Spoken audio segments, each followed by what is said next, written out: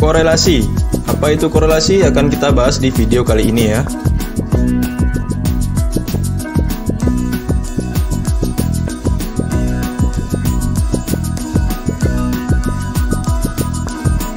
Baik, silakan subscribe bagi yang belum. Nantikan materi selanjutnya yang akan saya berikan di video ini ya. Statistik 2. Oke, korelasi itu sebenarnya apa sih? Korelasi itu adalah membahas tentang hubungan yang kuat atau hubungan yang lemah. Nah, di sini langsung saya jelaskan, 1 atau plus 1 berarti dia itu hubungannya kuat dan positif. Artinya jika variabel yang satu turun, maka variabel yang lain akan turun. Jika satu naik, maka yang lain juga akan naik. Kalau R0 itu berarti dia lemah atau tidak mempunyai hubungan sama sekali. Kalau misalnya minus 1 atau minus itu berarti dia hubungannya kuat tapi negatif. Artinya apa? Kalau misalnya satu naik, satunya akan turun. Ini saya contohkan untuk yang R positif ya. R sama dengan positif 1. Nah, kalau misalnya antara kebakaran dengan kabut asap. Nah, ini kan salah satu hubungan yang plus, yaitu hubungan positif. Jika satunya naik, satunya juga akan naik. Artinya apa? Kalau misalnya semakin banyak kebakaran, akan membuat kabut asap itu juga akan semakin meningkat. Nah, ini kan R plus 1, atau misalnya bisa dibilang korelasi yang positif dan kuat. Jadi, semakin banyak kebakaran itu akan meningkatkan kabut asap. Boleh contoh yang lain, misalnya, semakin banyak kendaraan bermotor akan meningkatkan semakin tingginya kemacetan, kan? Artinya apa? Kalau misalnya kendaraan motor itu banyak, kemacetan juga akan semakin meningkat. Nah, inilah R plus 1 atau hubungan yang kuat dan positif. Artinya jika satu naik, semuanya akan naik. Atau contoh yang lain, yang kalau misalnya satu itu menurun, semuanya juga akan menurun.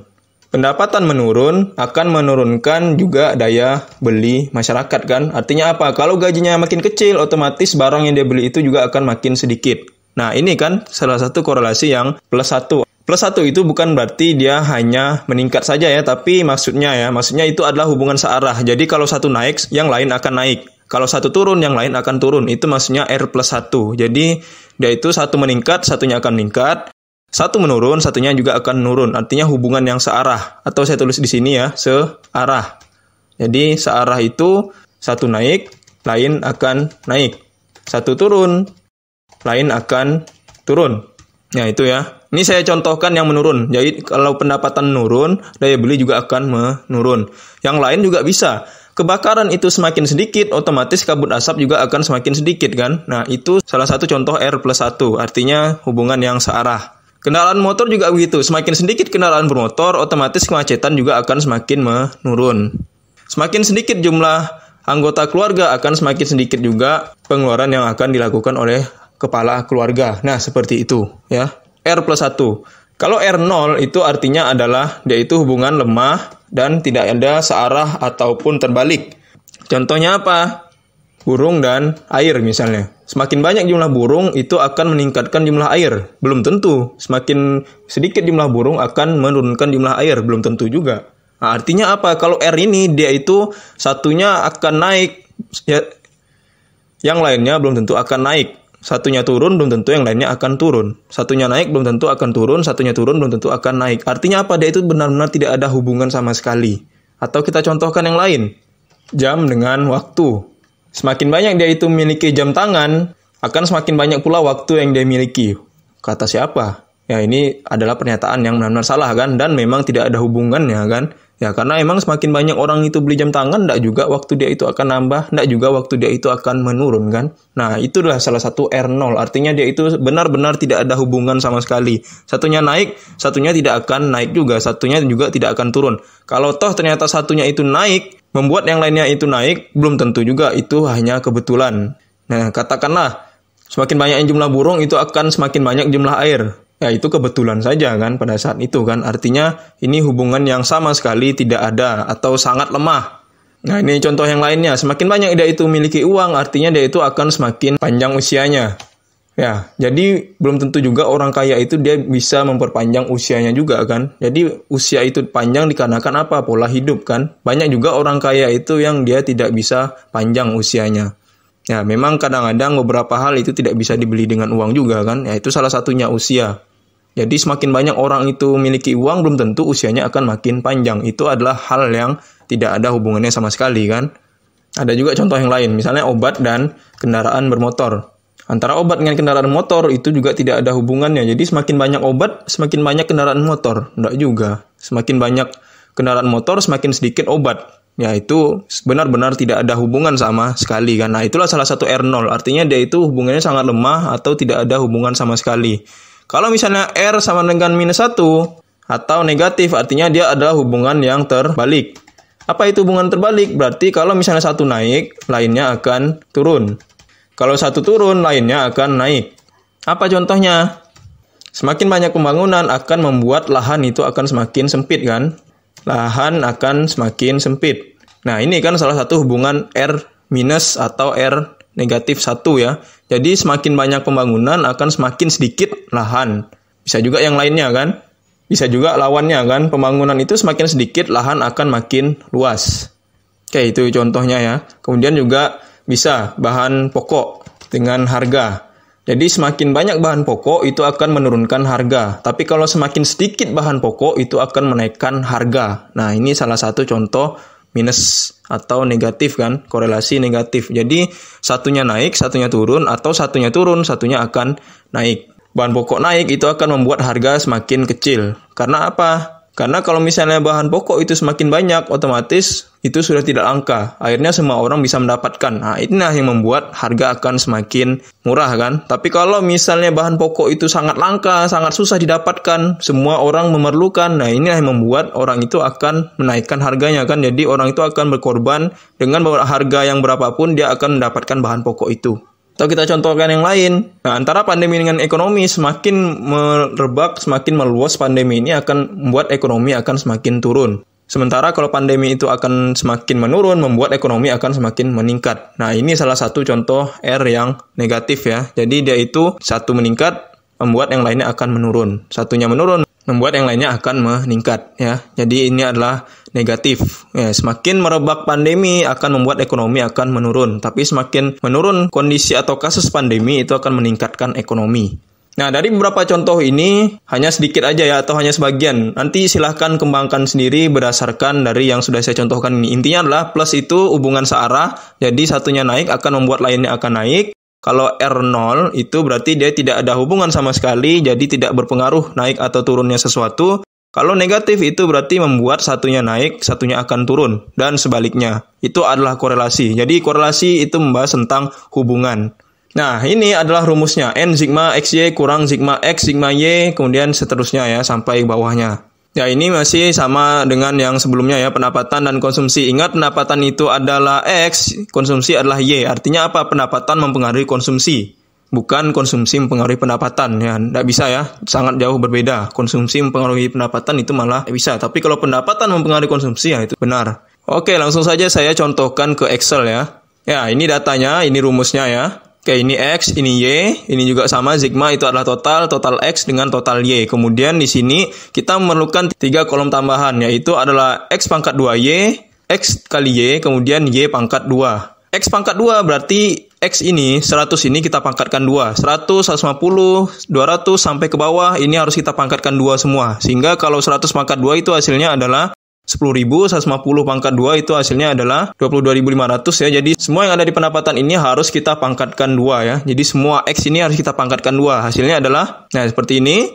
Kemudian totalnya itu adalah total X pangkat 2 atau total pendapatan pangkat 2 itu hasilnya adalah 1.900.000. Itu X pangkat 2. Kemudian XY berarti pendapatan kali konsumsi. 100 kalikan 90, 150 kalikan 100, 200 kalikan 120, dan seterusnya. Jadi semuanya pendapatan dikalikan dengan konsumsi. Jadi 100 kalikan 90 itu hasilnya adalah 9.000, 150 kalikan 100 itu hasilnya adalah 15.000. Seterusnya harus kita kalikan dengan Y pendapatannya. Nah ini hasilnya ya. Kemudian kita totalkan semua X kalikan Y ini hasilnya adalah 1.300.000. Y pangkat 2 berarti yang konsumsi ini yang kita pangkatkan 2. Atau 90 pangkatkan 2, 100 pangkatkan 2, 120 pangkatkan 2. Artinya semua yang ada di konsumsi ini kita pangkatkan 2. Hasilnya adalah, nah seperti ini. Kemudian dijumlahkan hasilnya 991. Oke, kemudian langsung kita masukkan ke rumusnya. R sama dengan N sigma XY kurang sigma X sigma Y. Akar N sigma X pangkat 2 kurangkan sigma dalam kurung X pangkat 2 kalikan dengan N sigma Y pangkat 2 kurangkan sigma Y pangkat 2 dalam kurung. Oke, N sigma XY. Berarti N itu adalah jumlah data. Jumlah datanya adalah 10 ya. Nah, di sini kita bisa lihat 1 sampai 10. Oke, langsung kita tuliskan. Kemudian sigma XY. Sigma XY itu adalah yang dari tabel ini ya, XY. Sigmanya adalah 1.300.000. Kemudian dikurangi dengan sigma X dan sigma Y. Di sini harus diperhatikan dengan hati-hati ya. Bisa kita lihat di sini sigmanya hanya 1. Berarti sigma dari X kalikan Y kan, berarti yang ini. Nah, kalau yang di sini sigma X, sigma Y, berarti total dari X dan total dari Y. Jangan sampai salah. Ya, makanya di sini sigma X kali Y, berarti ini yang kita pakai. Sementara ini sigma X, sigma Y, berarti total X dan total Y. Di sini saya tuliskan ya, jadi N itu 10, sigma XY. Sigma XY yang di sini totalnya adalah 1.300.000 ya, 1.300.000, kemudian kurangi dengan sigma X. Sigma X itu adalah total X yang di sini. Nah, totalnya adalah 3.915 ya, itu sigma X. Kemudian sigma Y, berarti sigma Y di sini ya 2.780. Makanya 3.915 dan 2.780. Itu dikali ya.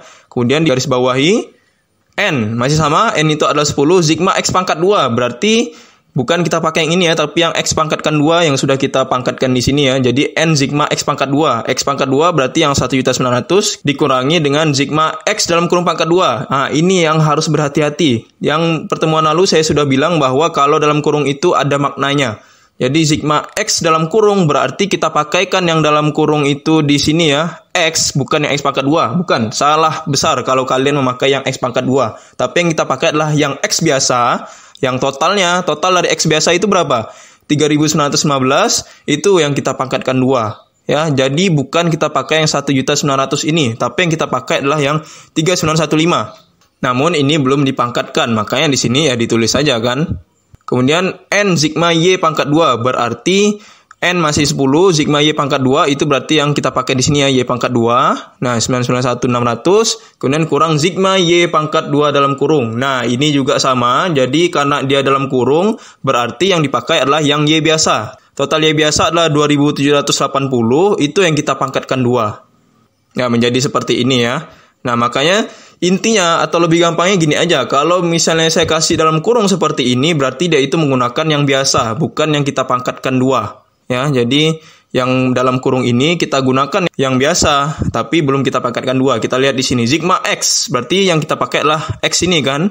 Ya, sigma X ini adalah 3.915, tapi kita pangkatkan 2. Dan memang belum dipangkatkan 2. Kemudian di sini sigma Y pangkat 2, berarti dia itu kita pakai yang Y biasa. Nah, yang di sini Y biasa, sigmanya adalah berapa? 2.780, itu yang kita pangkatkan 2. Makanya di sini saya tulis 2.780 pangkat 2. Ya, kalau yang ini sigma X pangkat 2 kan berarti kita pakai yang ini kan 1.900.000 di sini dikurang dengan sigma X pangkat 2 dalam kurung, berarti yang 3.915 dipangkatkan 2. Nah, kemudian dikali dengan 10, masih N-nya 10. Sigma Y pangkat 2 itu adalah 991.600 di sini, kemudian dikurangkan dengan sigma Y dalam kurung pangkat 2, berarti Y yang biasa ya. Y yang biasa itu adalah yang di sini. Ya, kemudian 2.780 ya, kita pangkatkan 2. Oke, langsung aja kalau sudah dapat angkanya, langsung kita kalikan.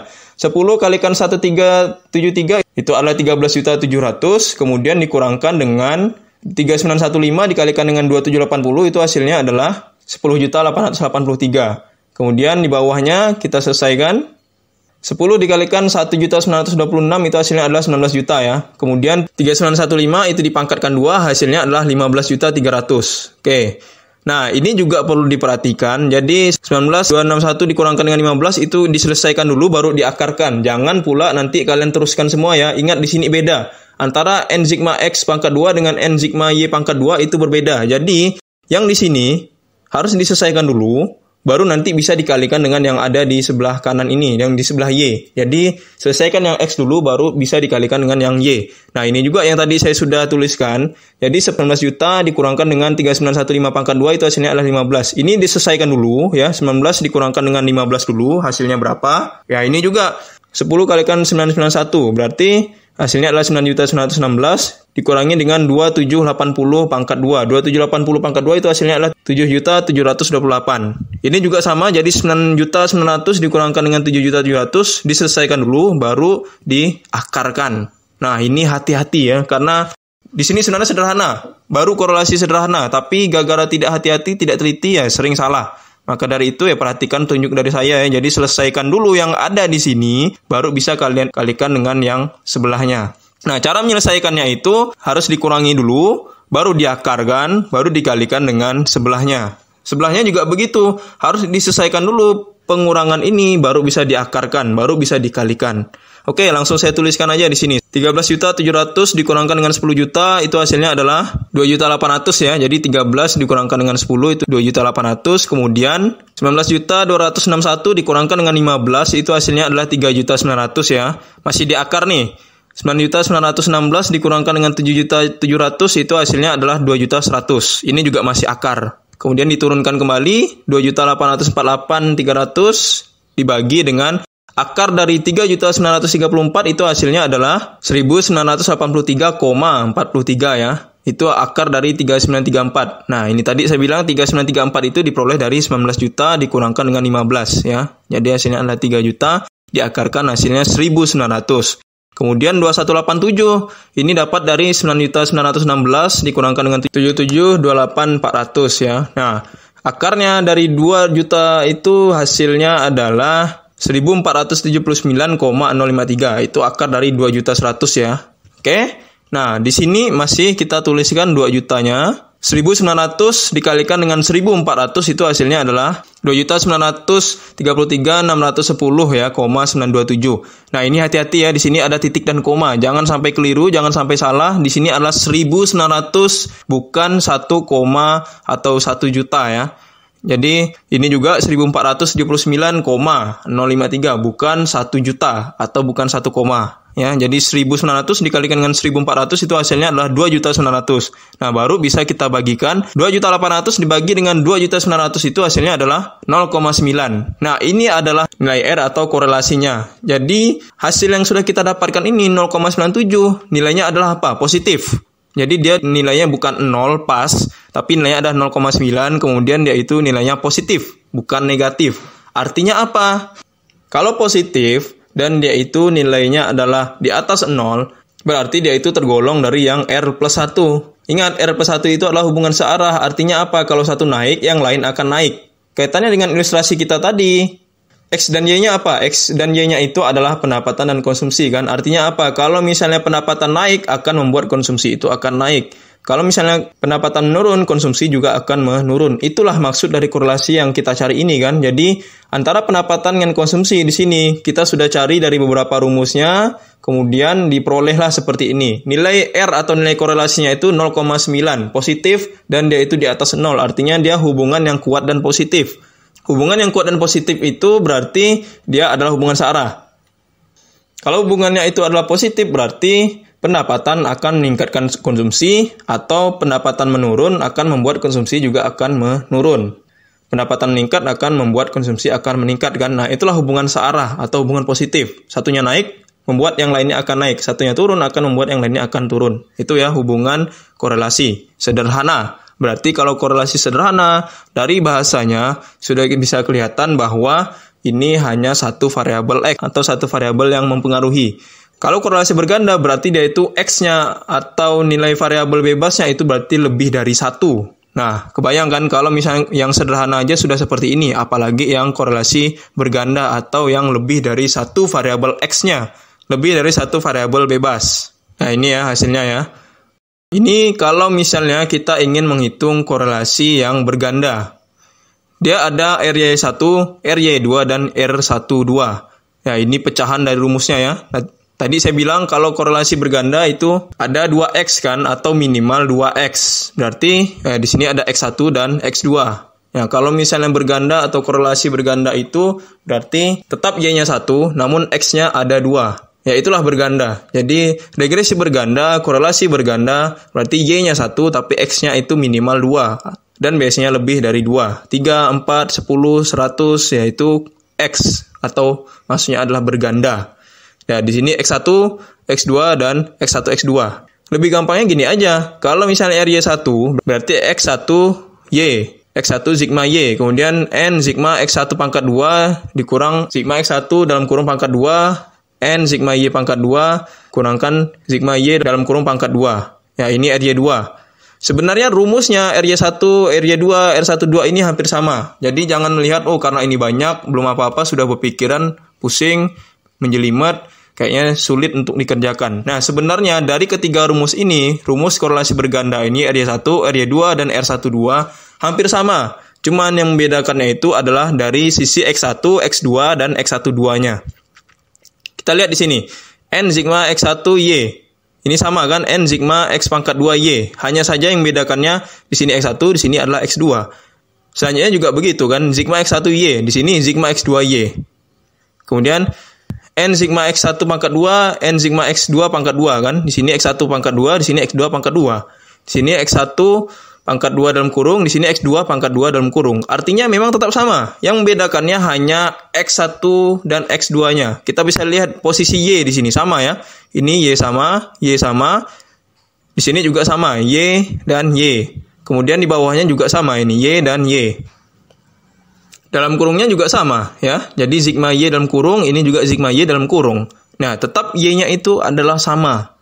Yang membedakannya hanya X1 di sini kan. Di sini X2. X1, X2, X1, X2, X1, X2, dan seterusnya. Kemudian yang di bawahnya ini X1Y dijadikan X1 dan X2. Ini juga X1Y, X2Y ini X1, X2. Nah, artinya apa? Y itu dijadikan dengan X2. Di bawahnya juga begitu. Y ini jadikan X2. Ini juga Y dalam kurung pangkat 2, ini jadi X2. Nah, artinya semua yang ada di Y di sini menjadi yang X2 di sininya. Ya, seperti itu ya, korelasi berganda. Jadi, ini korelasi sederhana antara X1 dan Y, korelasi sederhana antara X2 dan Y, ini adalah korelasi sederhana antara X1 dan X2. Itu perbedaannya. Kalau ini X1 dan Y, X2 dan Y, kalau ini X1 dan X2. Nah, kalau ini adalah korelasi multiple ya, jadi persamaan antara Y dengan X1 dan X2. Sederhananya begini, kalau yang di sini, ini adalah terpisah X1 dan Y, ini X2 dan Y, kalau ini X1 dan X2. Nah, kalau ini hubungan antara Y, X1 dan X2, artinya dia ini secara bersama-sama atau secara simultan, secara serempak. Ya, jadi Y, X1, X2. Nah, kalau ini hanya X1, X2, X2 dan Y, X1 dan Y. Jadi memang terpisah. Nah, kalau ini secara bersama-sama atau serempak. Kalau ini korelasi parsial atau sebagian. Korelasi parsial atau sebagian itu dari beberapa variabel kira-kira siapa sih yang lebih kuat. Nah, seperti itu. Contohnya dalam satu rapat misalnya. Dalam satu rapat itu berkumpul bersama-sama serempak kan. Nah, dari beberapa rapat itu kira-kira siapa yang suaranya paling didengar. Itulah maksudnya korelasi sebagian. Artinya kalau korelasi sebagian itu mengukur di antara beberapa variabel kira-kira mana yang lebih kuat, mana yang lebih mempengaruhi. Nah, di sini contoh lah ya. Antara X1 dengan X2. Terhadap Y. Kira-kira antara X1 dengan X2 itu mana yang lebih kuat? Apakah sama kuatnya? Atau apakah X1 yang lebih kuat daripada X2? Atau X2 yang lebih kuat daripada X1? Atau dia itu ya bisa jadi tadi kan sama-sama kuatnya. Nah, dalam satu rapat, misalnya rapat itu ada 3 orang. Nah, dari 3 orang itu untuk memutuskan suatu kebijakan atau Y misalnya kan ya, memutuskan suatu kebijakan atau Y. Kira-kira antara 1, 2, 3, mana yang lebih kuat atau mana yang suaranya lebih didengar atau yang lebih disepakati. Ya, berarti kan yang katakanlah misalnya yang orang pertama atau orang kedua atau orang ketiga. Atau bisa jadi dia itu 3-tiganya sama-sama kuat. Itu maksudnya korelasi sebagian. Jadi diukur secara per orang kira-kira siapa sih yang lebih kuat suaranya. Nah, itu ya dalam kaitannya dengan korelasi sebagian. Ya, kalau korelasi berganda kan ya tadi kan berarti dia itu secara bersama-sama. Di antara 3 orang ini semuanya sudah sepakat memutuskan sesuatu. Sudah sepakat untuk menaikkan penjualan misalnya 3 orang ini. Nah, kalau misalnya korelasi sebagian dari 3 orang ini misalnya kira-kira siapa yang lebih kuat, siapa yang lebih banyak setuju dengan menaikkan penjualan? Misalnya orang pertama dan orang kedua. Ya otomatis orang ketiga berarti dia akan kalah suara kan? Atau misalnya orang pertama itu dia lebih setuju menaikkan penjualan dengan cara yang tertentu. Orang kedua juga setuju menaikkan penjualan tapi dengan cara yang berbeda misalnya. Terus orang yang ketiga dia itu tidak setuju untuk menaikkan penjualan karena nanti akan berpengaruh terhadap pajak dan segala macam misalnya kan. Nah, inilah korelasi sebagian. Jadi dia itu mana yang lebih berpengaruh terhadap sesuatu. Variabel mana yang lebih kuat dalam mempengaruhi hubungan akan suatu variabel ya. Kalau misalnya terdapat 4 variabel, otomatis akan lebih banyak lagi rumusnya ya. Jadi RY1, 2, RY2 pangkat 2, RY3 pangkat 2, kemudian Y1, Y2, Y3, dan 1, 2, 3. Itu kalau misalnya ada 4 variabel. Maksudnya 4 variabel itu 3 variabel bebas, 1 variabel terikat. Ya, itu maksudnya ya. Jadi 3 variabel bebas, 1 variabel terikat. Ya, ditotalkan akan menjadi 4 kan. Nah, kalau misalnya terdapat 3 variabel, berarti 2 variabel bebas, 1 variabel terikat. Kalau misalnya hanya 2 variabel, berarti 1 variabel bebas, 1 variabel terikat. Nah, dan dia itu pasti 3 variabel bebas ya, kalau misalnya kita bahas tentang regresi dan korelasi.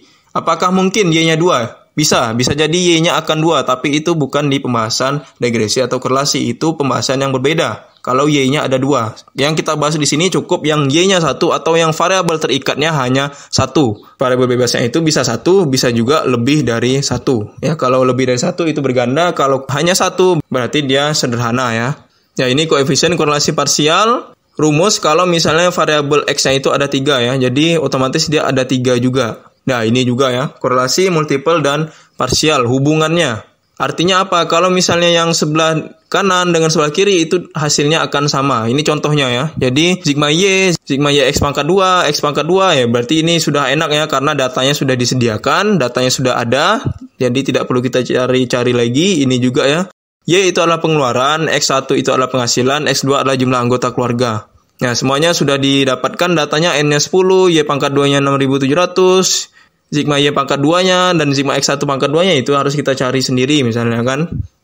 Ya, ini hasilnya 0,9 dan 0,6, 0,69, ini 0,94, 0,89 dan 0,049. Jadi di sini saya tidak perlu jelaskan lagi ya karena datanya sudah kita dapatkan semua.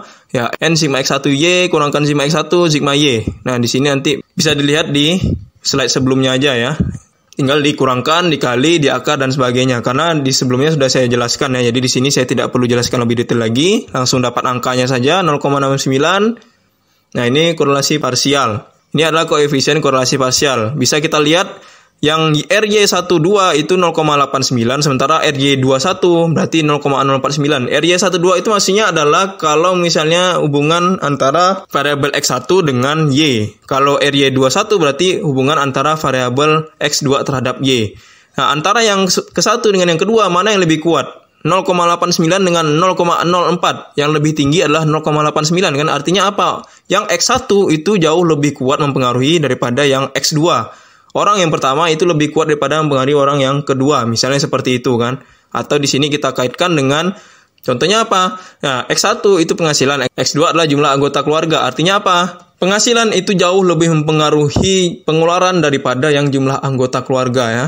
Nah, ini tadi saya bilang. Jadi X1 itu adalah penghasilan, sementara kalau X2 itu adalah jumlah anggota keluarga. Kaitannya dengan di sini adalah pengeluaran, berarti penghasilan itu jauh lebih kuat mempengaruhi pengeluaran daripada yang jumlah anggota keluarga ya. Jadi jumlah anggota keluarga itu tidak mempengaruhi pengeluaran yang terlalu besar, tapi kalau misalnya penghasilan itu sangat mempengaruhi pengeluaran dari orang itu ya. Nah, itu maksudnya yang sudah saya bilang atau sudah saya contohkan di awal ya. Jadi koefisien korelasi parsial itu maksudnya adalah antara beberapa variabel kira-kira mana yang lebih kuat mempengaruhi. Nah, di contoh ini adalah variabel penghasilan itu lebih kuat mempengaruhi terhadap pengeluaran daripada jumlah anggota. Jadi jumlah anggota itu tidak terlalu kuat mempengaruhi pengeluaran, tapi hanya penghasilan yang lebih kuat mempengaruhi pengeluaran. Saya cuma mengingatkan kembali, apakah penghasilan itu akan mempengaruhi pengeluaran? Belum tentu, bisa jadi juga jumlah anggota keluarga mempengaruhi pengeluaran. Tergantung dari datanya, tergantung dari kasusnya, tergantung dari kondisinya juga kan. Artinya bisa jadi juga, yaitu malah jumlah anggota keluarga lebih kuat mempengaruhi pengeluaran daripada yang penghasilannya. Bisa jadi. Bisa jadi juga antara penghasilan dengan jumlah anggota keluarga itu sama-sama mempengaruhi pengeluaran. Dia memiliki korelasi yang sama. Di sini 0,5, di sini nilainya juga 0,5. Bisa jadi seperti itu. Nah, tergantung dari kasusnya. Tapi di kasus ini, penghasilan lebih mempengaruhi pengeluaran. Nah, ini kaitannya. Jadi, hubungan korelasi multiple dan korelasi parsial itu dia memiliki hubungan yang sama ya. Kita bisa lihat di sini 0,1 dan 0,11. Artinya apa ya? Kalau misalnya hubungan antara yang secara bersama-sama dengan secara satu persatu, itu dia akan menghasilkan nilai yang sama. Nah, ini kalau misalnya diuji. Oke, di sini saya sengaja tidak menjelaskan yang multiple atau yang berganda ya, korelasi berganda karena ya cukup panjang, cukup rumit, dan ini perlu pembahasan lebih lanjut, jadi saya cukup menjelaskan yang sederhana saja ya. Baik, semoga bisa dipahami apa yang sudah saya sampaikan. Sampai jumpa di pertemuan selanjutnya.